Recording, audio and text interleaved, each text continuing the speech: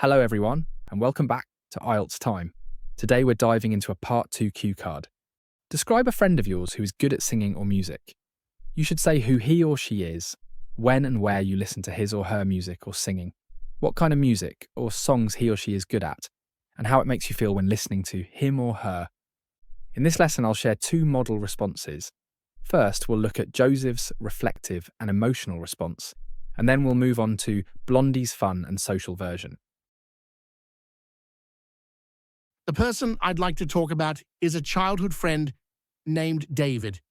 We've known each other since we were little, and one thing that's always stood out about him is his love for music and his incredible ear for melody. I usually hear him sing when we're just hanging out at home or in quiet places like during study sessions or when we're walking to the park.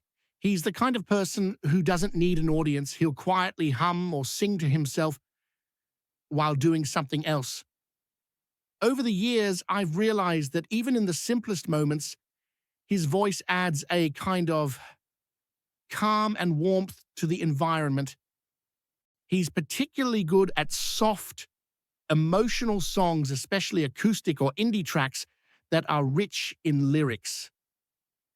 His singing isn't flashy, but it's very expressive, and he has this way of making a song feel personal and intimate. You can tell he really connects to the music rather than just performing it. Listening to him sing makes me feel calm, reflective, and even a little nostalgic. It reminds me of all the times we spent growing up together and creates a comforting sense of continuity. Like some things in life don't really change, even when I'm stressed or distracted. Hearing his voice naturally draws my attention and makes me feel grounded. For me, his singing is not about entertainment. It's about presence, memory, and the quiet joy of sharing music with someone you care about. That was a strong response from Joseph. Now let's take a closer look at how it matches the cue card.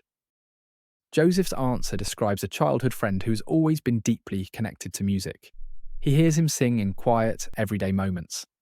At home, during study sessions, or while walking together. Never for an audience, just naturally. This friend excels at soft, emotional songs, particularly acoustic or indie tracks, and his singing is expressive and personal, showing a real connection to the music. Listening to him creates a sense of calm and nostalgia, reminding Joseph of shared childhood memories and providing comfort during stressful times. The key point is that his singing isn't about performance, it's about presence, memory, and the quiet joy of experiencing music with someone meaningful.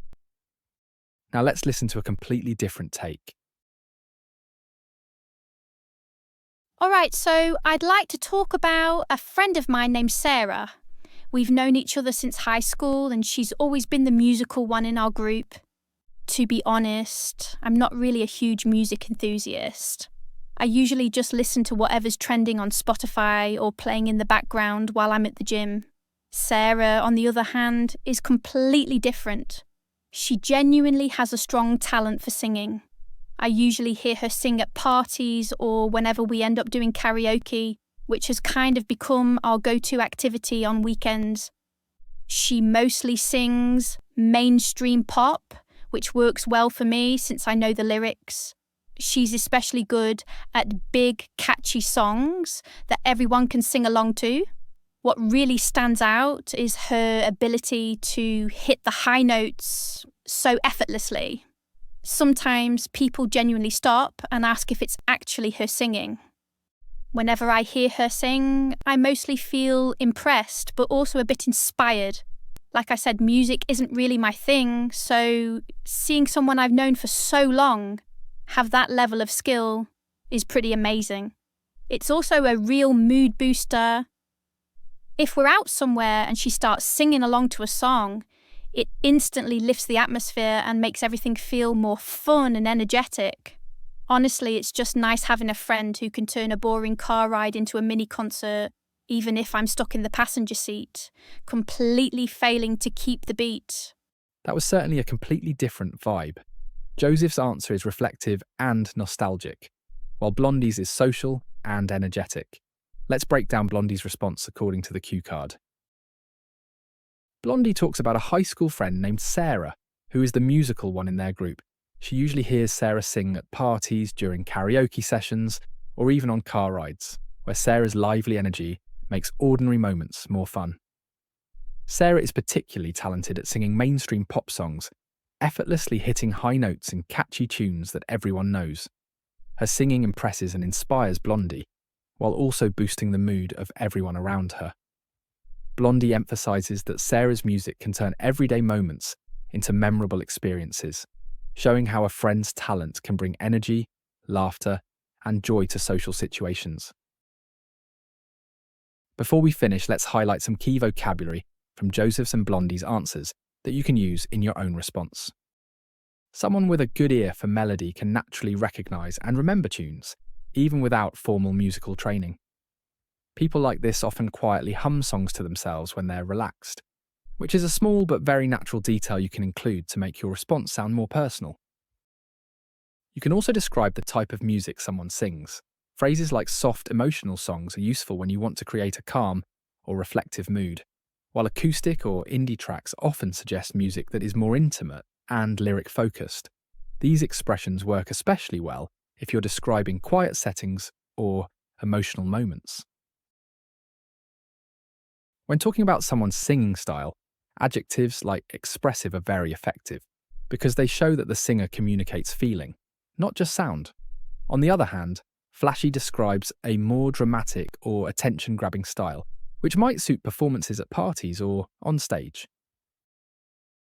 To describe how music affects you emotionally, you can say it makes you feel a little nostalgic, meaning it brings back memories from the past, or that it acts as a mood booster, instantly lifting your spirits and changing the atmosphere.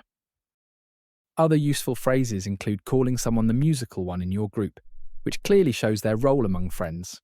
You can also talk about activities like doing karaoke or mention popular genres such as mainstream pop. Finally, to highlight vocal ability, you can say someone can hit the high notes, meaning they can easily reach the top range of a song. Using vocabulary like this helps you describe people, music, and emotions more clearly and naturally. You don't need to use all of these words in one response, but choosing a few that fit your story will make your response sound more fluent, vivid, and confident. So, what can we learn from these examples? There's no single way to answer a cue card. Joseph's response is reflective, while Blondie's is more social and energetic, and both are effective ways to share your thoughts. The key is to cover the 4 points on the cue card: who the person is, when and where you hear them, the type of music they perform, and how it makes you feel. Using specific examples like parties, quiet walks, or karaoke sessions makes your answer more vivid and believable. It's also important to show a personal connection or emotional reaction, even with simple reflections like, "It makes me feel grounded," or "It lifts my mood." Finally, practicing with the vocabulary and expressions we highlighted today will help you make your answer sound more fluent, natural, and engaging. If you found this lesson helpful and want more guided speaking practice like this, consider joining our membership. You'll get access to exclusive speaking videos with natural model answers and structured practice. Thank you for watching, and I'll see you in the next lesson.